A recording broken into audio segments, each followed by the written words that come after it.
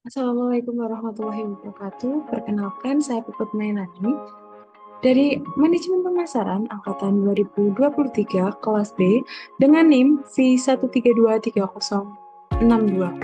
Nah, di sini saya akan menjelaskan langkah-langkah mengerjakan yang pertama linear regression prediction, yang kedua linear regression hypothesis, yang ketiga logistic regression, yang keempat matching learning. Oke, selanjutnya kita langsung saja masuk ke linear regression prediction.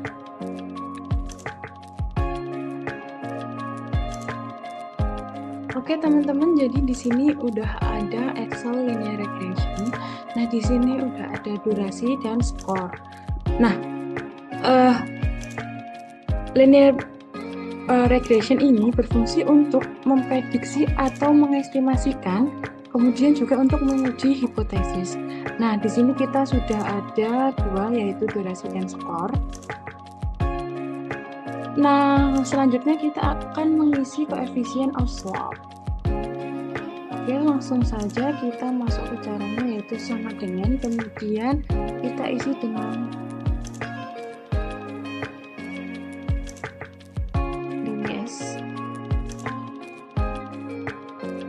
kemudian kita blok yang skor sampai sini, kemudian titik koma kita blok yang durasi.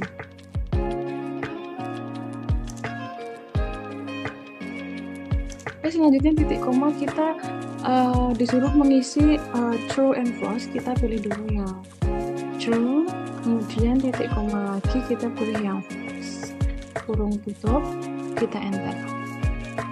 Nah, di sini kita udah ada datanya ya teman-teman, udah muncul. Oke, di sini udah muncul. Oke, kemudian koefisien of interpretnya ini tuh kita disuruh mencari dengan persamaan kurva. Jadi kita blok dulu durasi and skornya sampai sini, kemudian kita ke insert, kemudian ke chart, kemudian ke scatter. Nah, di sini udah muncul ya teman-teman. Oke, ini kita klik aja di titiknya, kita klik kanan, kita add keterangan, jangan lupa kita isi linear ya teman-teman. Kemudian kita checklist di display equation on display squared ini. Nah, di sini udah muncul. Di sini udah muncul ya teman-teman. Oke.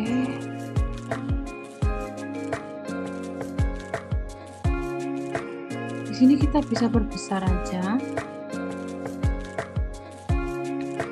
biar kelihatan. Teman-teman udah kelihatan ya.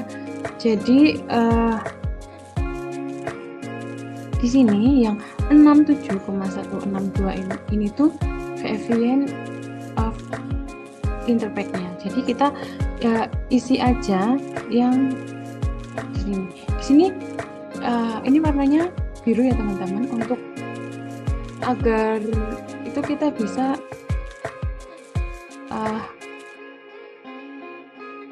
menggantinya agar berwarna merah biar kelihatan. Oke. Kemudian 67162 ini tuh kita isikan di sini. 162. Oke, teman-teman, kita isikan di sini. Di sini kita isi 5,25,74.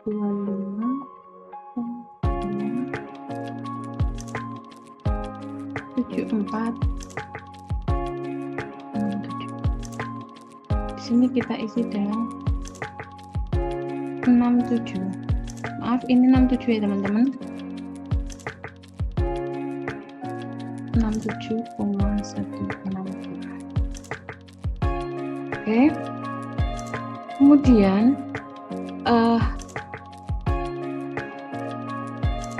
kita masuk ke rumus skor, yaitu skor sama dengan kita masukkan 5, ini ya teman-teman, ini di bagian sini 5,250 ya. Tanda X itu berarti kali, kita isi kali dengan durasi teman-teman. Kemudian kita tambahkan dengan 67,160.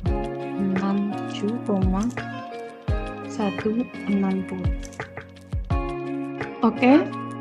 Kemudian kita isi sebelah sini, yaitu sama dengan kolom sel koefisien slope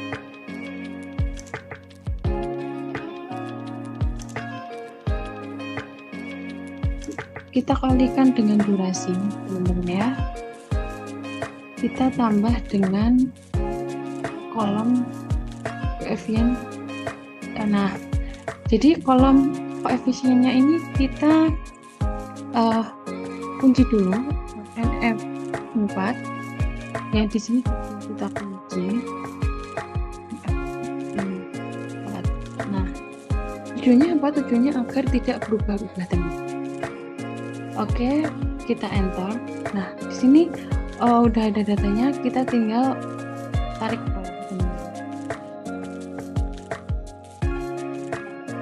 Ya, teman-teman, jadi di sini udah muncul ya. Kita bisa ke kemudian kita ubah dulu, kita pilih yang number aja. Kemudian kita hilangkan belakang komanya. Nah, oke teman-teman. Jadi di sini sudah terisi semua ya kolom-kolom yang kita akan cari tadi. Selanjutnya kita masuk ke bagian selanjutnya. Oke teman-teman, jadi di sini kita lanjut ke linear regression hypothesis. Oke.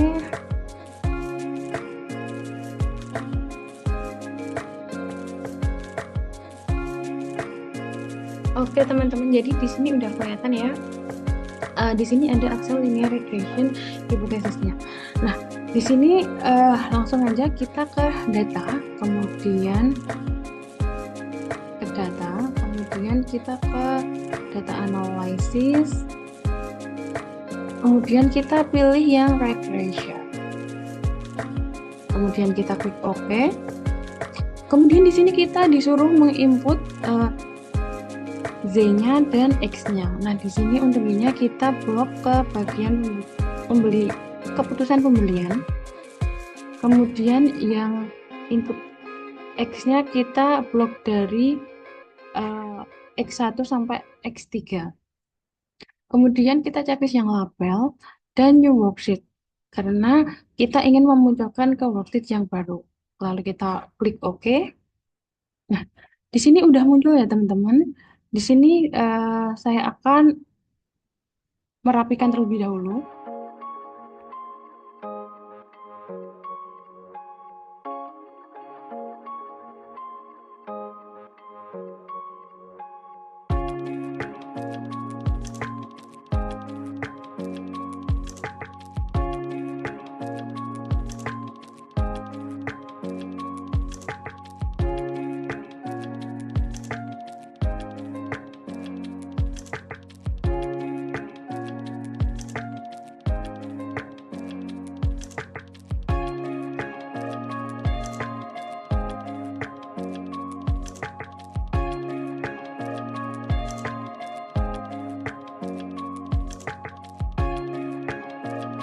Oke teman-teman, jadi di sini nilai dari R square memiliki nilai sebesar 0,5705 yang berarti keputusan pembelian konsumen atau Y itu sebesar 57,05% yang dipengaruhi oleh variabel bebas dalam penelitian ini. Sedangkan 42,9% sisanya dipengaruhi oleh variabel di luar penelitian ini.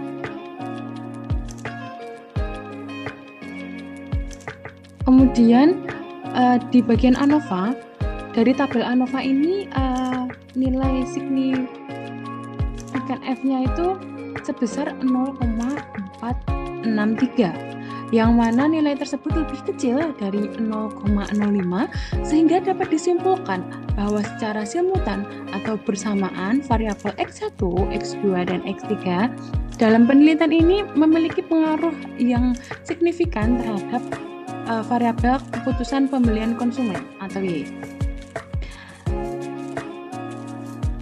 Oke, yang selanjutnya di sini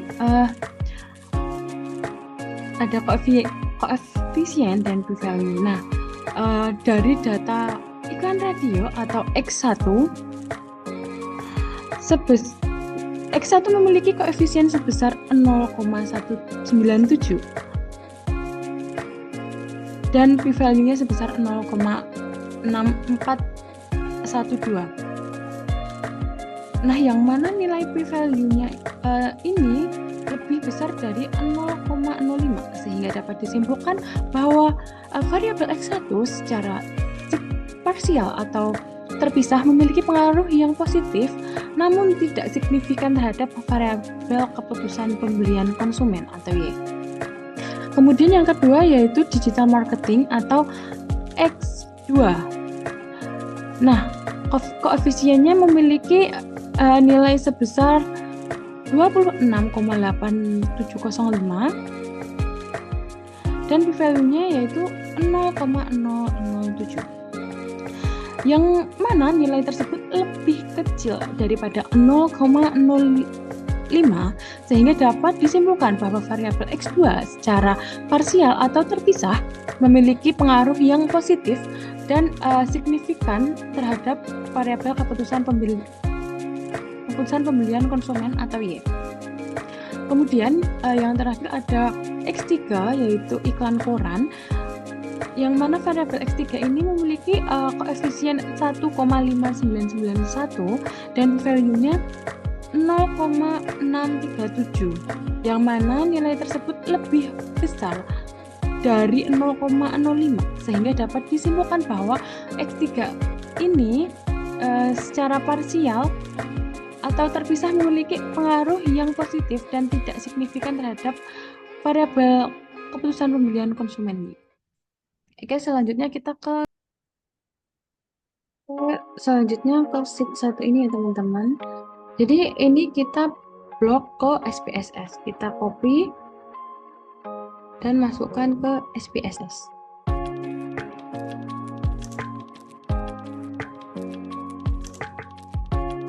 Udah muncul ya teman-teman. Kemudian kita ke variable view.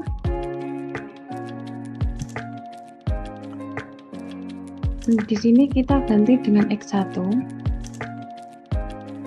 X2, X3, dan Y. Kemudian di label ini kita isi dengan iklan radio,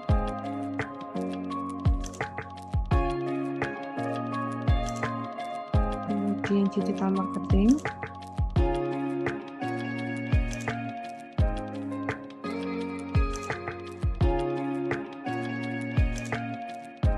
kemudian iklan koran.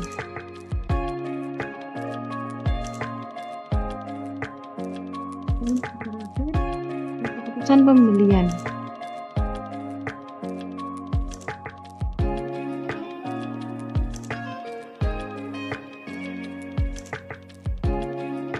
Oke, kemudian di main share ini kita ganti ke skill ya teman-teman. Nah, untuk yang Y kita biarkan saja.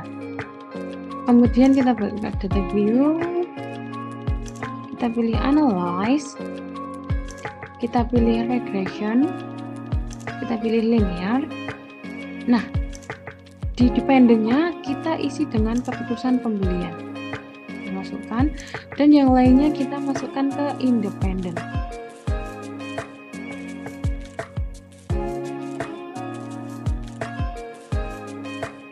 Kemudian kita ke statistik. Nah, di sini kita isi yang culinary. Ini kita continue. Kemudian quotes-nya kita yang Z, kita isikan dengan sReceipt. Kita masukkan ke X-nya, kita masukkan ke ZBrush. Ini kita klik histogram dan normal, kita continue dan kita lanjut ke save. Ke save, kita masukkan yang ini. Kita continue juga teman-teman. Kita oke.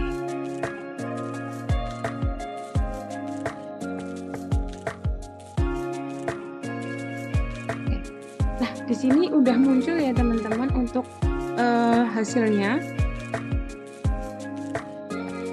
Nah, kita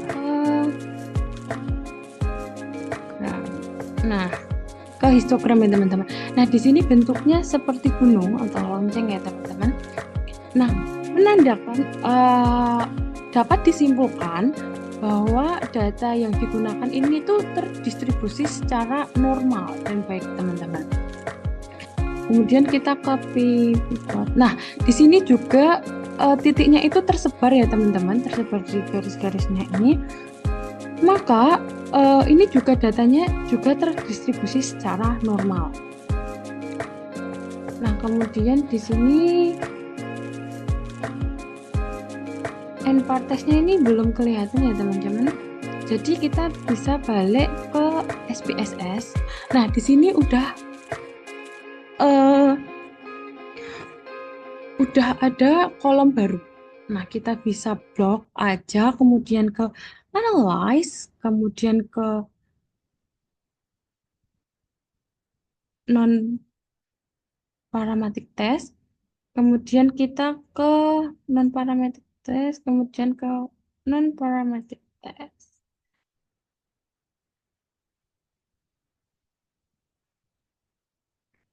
Ke Genshin dialog, kita pilih yang one sample KS ini teman-teman.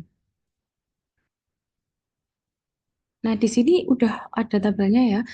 Kita masukkan tes variable list ini tuh yang ini understand dari Z ini ya teman-teman. Kita masukkan dan kita klik OK. Nah, oke teman-teman, jadi di sini end part testnya ini udah terlihat ya teman-teman. Jadi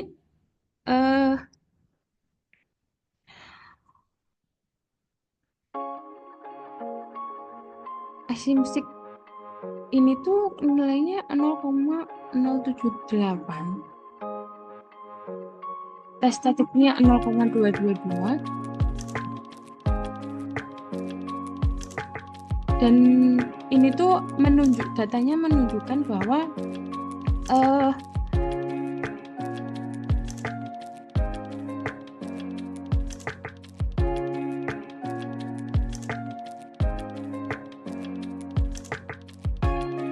jadi data ini tuh tersebar dan terdistribusi secara normal teman-teman. Kemudian kita ke koefisien. Nah, di koefisien ini statistik FIF-nya ini iklan radionya 1,1,35.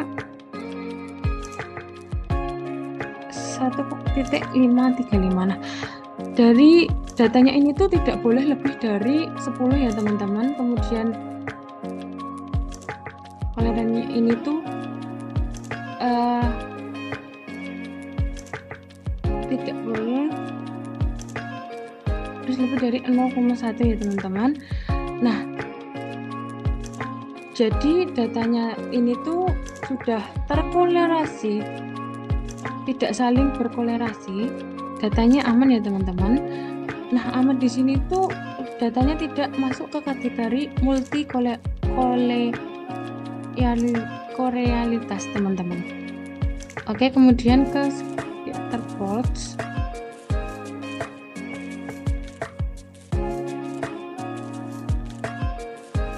Nah, jadi di sini tuh datanya sudah menyebar ya teman-teman. Berarti menggunakan data yang bebas dari heteroheditabilitas ya teman-teman. Kemudian ke summary, ini uji hipotesis model summary. Nah, di sini bahwa variabel keputusan pembelian konsumen ini tuh dipengaruhi iklan, digital marketing, iklan radio, dan iklan koran. Nah, sisanya itu dipengaruhi oleh variabel lain. Nah, kemudian yang terakhir ada ANFA ya teman-teman. Nah, di sini Z-nya ini tuh lebih kecil dari 0,05. Dapat disimpulkan bahwa X1, X2, dan X3 itu mempengaruhi variabel Z atau variabel pembelian. Kemudian di koefisien, di sini radio memiliki p-value sebesar,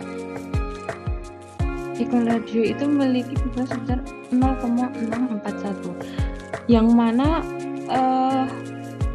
p-value ini tuh lebih besar dari 0,05, maka dapat disimpulkan bahwa variabel X1 ini tuh memiliki pengaruh yang positif tetapi tidak signifikan terhadap keputusan pembelian konsumen. Kemudian di digital marketing itu nilai p-value-nya itu lebih kecil dari 0,05, maka dapat disimpulkan bahwa nilainya ini tuh memiliki pengaruh positif dan signifikan terhadap keputusan pembelian konsumen. Kemudian iklan korannya sini p-value-nya 0,638, ya, yang mana nilainya ini tuh lebih besar dari 0,5, sehingga dapat disimpulkan bahwa X3 ini tuh berpengaruh positif dan tidak signifikan terhadap keputusan pembelian konsumen. Oke teman-teman, jadi kita lanjut ke logistic regression.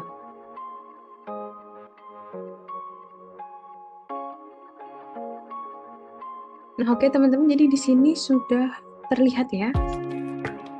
Di sini ada data age, ada umur, dan subscribe.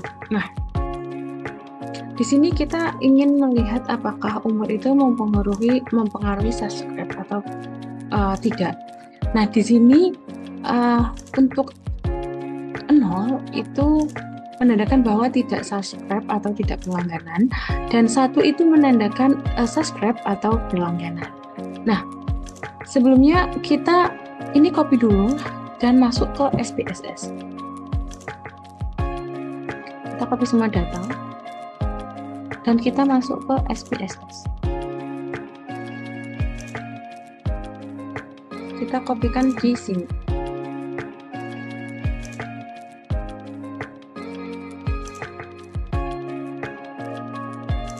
Kita kopikan ke data view ya teman-teman. Kita paste ke data view. Nah, kemudian kita masuk ke variable view. Selanjutnya yang name 1 ini kita ganti dengan atau umur. Kemudian di sini kita ganti dengan subscribe.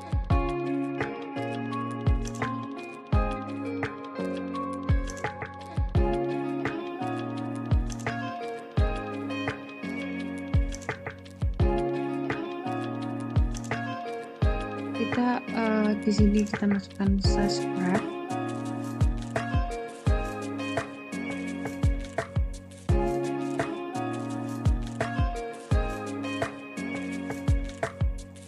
Kemudian desimalnya kita nolkan.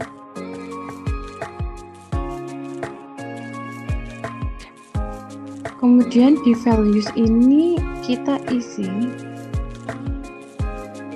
0 itu no subscribe, labelnya no subscribe.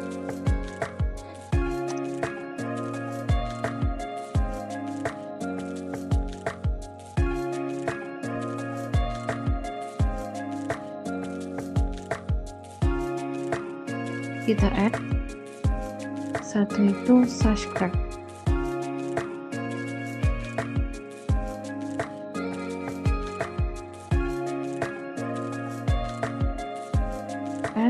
Lalu kita oke. Oke, di sini value-nya kita sudah isi tadi, yang 0 itu no subscribe dan yang 1 itu subscribe. Kemudian kita ke measure. Yang itu scale kita ganti, dan yang subscribe itu kita ganti 0.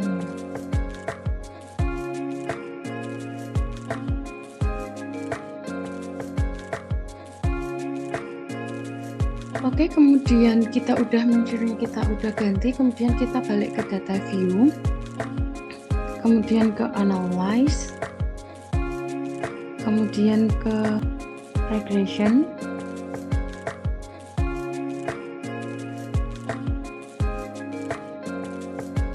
kita pilih binary logistic karena kita hanya mempunyai 2 output saja, yaitu subscribe dan tidak subscribe.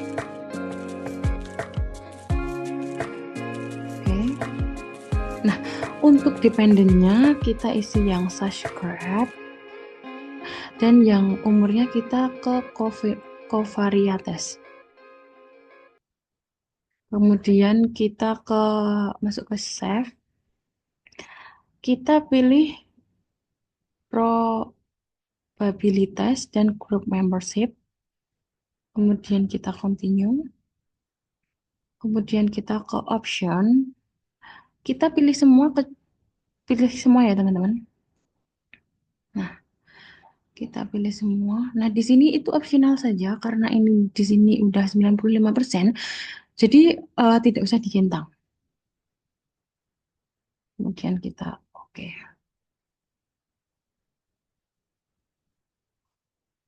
Nah, di sini sudah ada muncul hasilnya ya teman-teman.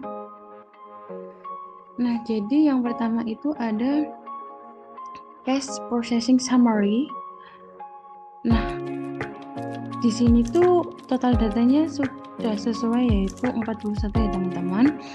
Kemudian missing cache-nya itu 0.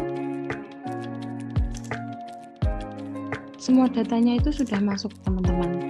Kemudian di dependent variable accounting-nya, di sini no subscribe-nya kita tulis tadi 0 ya teman-teman, subscribe-nya 1 sudah. Kemudian yang blok 0 bikin blok ini tuh, nah di sini main 2 log ininya tuh kan 45 ya teman-teman, 45, sekian. Kita bandingkan dengan yang di sini. Di sini tuh 39, sekian. Nah, nilai SIP-nya ini tuh lebih kecil.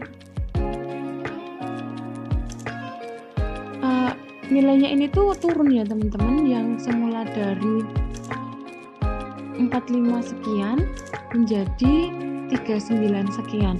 Nah, ini tuh dapat dikatakan atau disimpulkan bahwa semakin membaik karena turun dari yang semulanya tinggi menjadi menurun, dan datanya itu presisi teman-teman.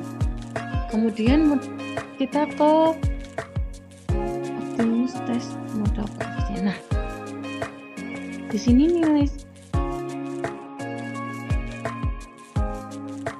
nilainya ini tuh lebih kecil dari 0,05 ya teman-teman. Di sini tertera 0,09. Jadi dapat dikatakan bahwa variabel X-nya ini tuh mempengaruhi signifikan terhadap keputusan subscribe atau tidak subscribe-nya. Kemudian kita ke model summary. Nah, di sini nego karganya R square-nya 0,228. Nah, dapat dikatakan variabel ini tuh variabel X dan Y ini tuh mempengaruhi variabelnya sebesar 0,228 teman-teman. Kemudian kita ke Olmsted test. Nah, di sini terbaca nilainya lebih besar dari 0,05 Jadi datanya ini tuh sudah sesuai dengan modelnya ya teman-teman. Kemudian di sini kita masuk ke classification table. Nah, di sini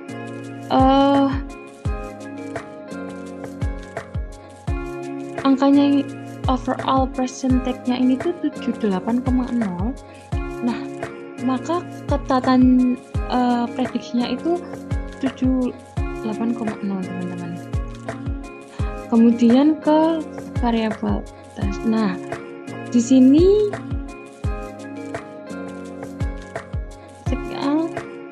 chipnya ini tuh lebih kecil dari 0,05.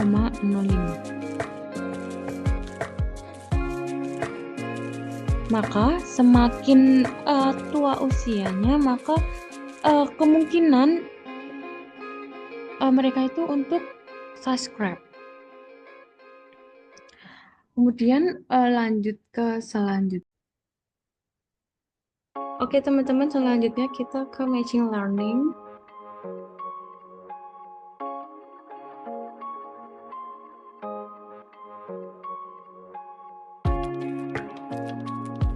Nah, di sini udah muncul ya teman-teman untuk data yang akan kita olah. Oke. Nah, di sini ini ada performanya. Di sini ada 100 data karyawan dan 15 yang akan kita cari performa tertingginya. Oke, langsung aja ya teman-teman. Nah, di sini juga ada ke 9 data-data yang akan kita olah. Nah, langsung saja kita ke analyze. Kemudian ke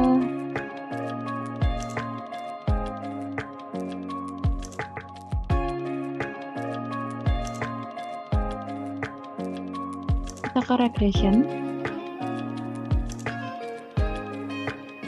Neod, kemudian kita ke Neoderbox, kemudian kita pilih yang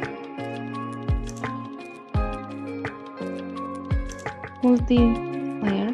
Kenapa kita pilih ini? Karena ini sering digunakan dan yang stabil. Kemudian untuk dependingnya kita isi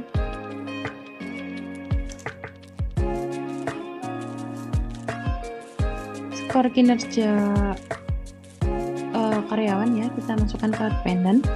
Kemudian yang selebihnya kita masukkan ke covariate test, yang faktornya kita abaikan saja.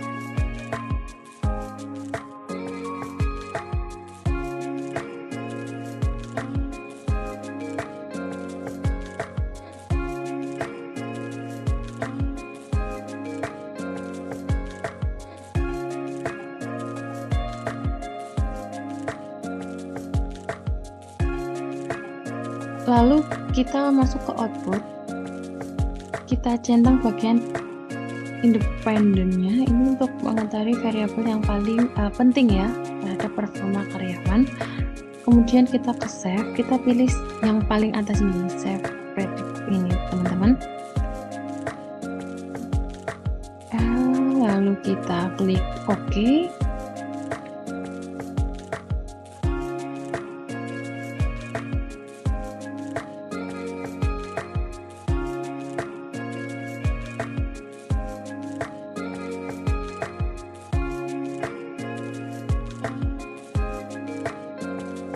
Oke teman-teman,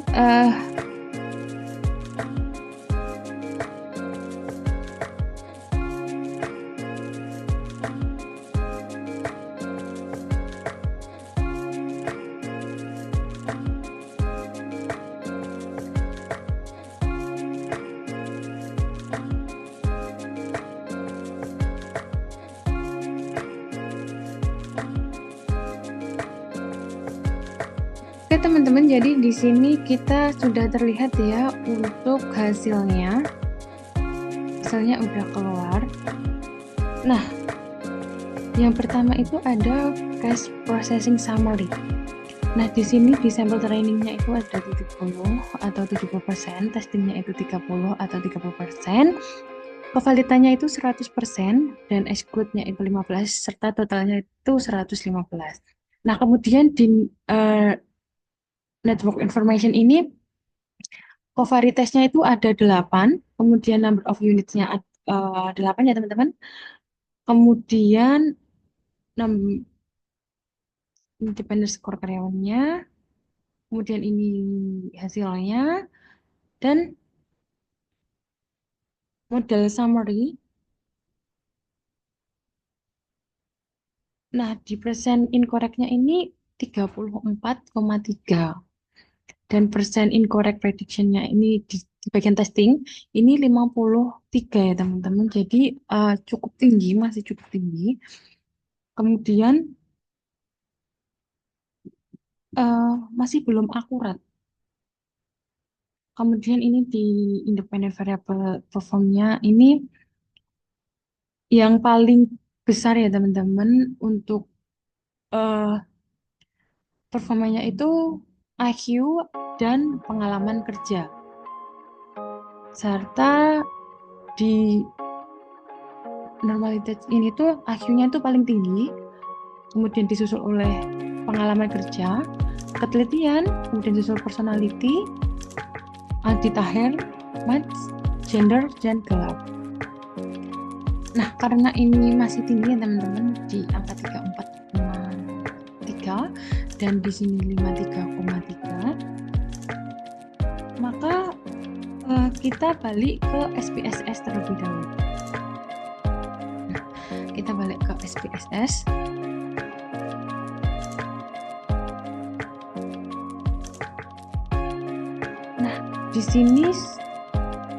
Nah, di sini sudah muncul kolom baru ya teman-teman. Nah, di sini tuh di sini kan harusnya performanya 10, tapi di sini 9. Jadi meleset ya teman-teman. Jadi kurang akurat karena tadi persentasenya tuh masih tinggi sekali. Nah, kemudian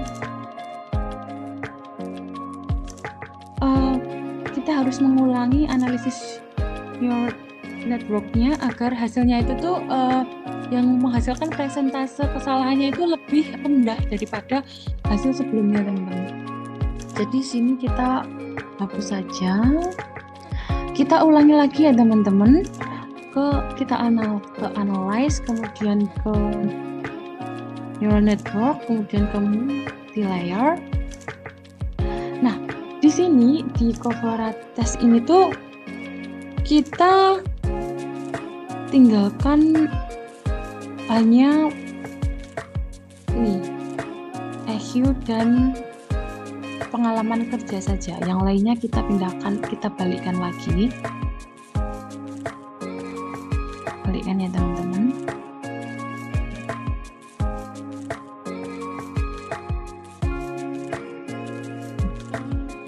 Oke, kemudian kita set oke.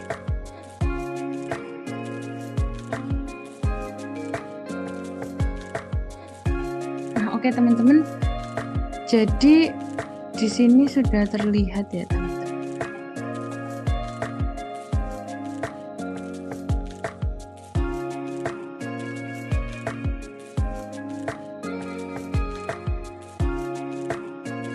Sudah terlihat. Nah di sini udah yang baru. Muncul yang baru. Di sini sampel trainingnya itu ada 76, testingnya itu ada 24, kevalitannya itu 100%, inputnya 15 dan totalnya 115. Kemudian di network information-nya ini tuh ada 2 ya teman-teman, karena yang tadi kita udah pindahkan. Kemudian number layernya 1, number of units-nya 10, ini datanya. Nah, di model summary ini tuh present incorrect prediction-nya ini udah menurun ya teman-teman. Yang tadi 30 berapa sekian, di sini tinggal 19 dan prediction ini tinggal 25%. Kemudian independent variable-nya ini 100% di IQ dan 59,1% di pengalaman kerja. Lalu kita balik ke SPSS. Nah, oke teman-teman. Jadi di sini kita bisa lihat ya teman-teman, yang di sini 10, di sini 10 dan sebagainya. Nah, di sini juga ada kesalahan, tetapi tidak sebanyak kesalahan sebelumnya teman-teman. Di sini 9, di sini 10, tapi tidak banyak. Yang tadi banyak sekali kesalahan, dan maka dari itu yang ini tuh lebih baik dari sebelumnya. Nah, jika ini performa di angka 101 itu 1, itu kurang baik ya teman-teman. Jadi ketika HRD ingin merekrut karyawan untuk karyawannya, untuk mengambil mungkin 2 atau 3 karyawan, maka ambil yang performanya 10 atau yang 9 teman-teman. Seperti itu. Sekian. Terima kasih.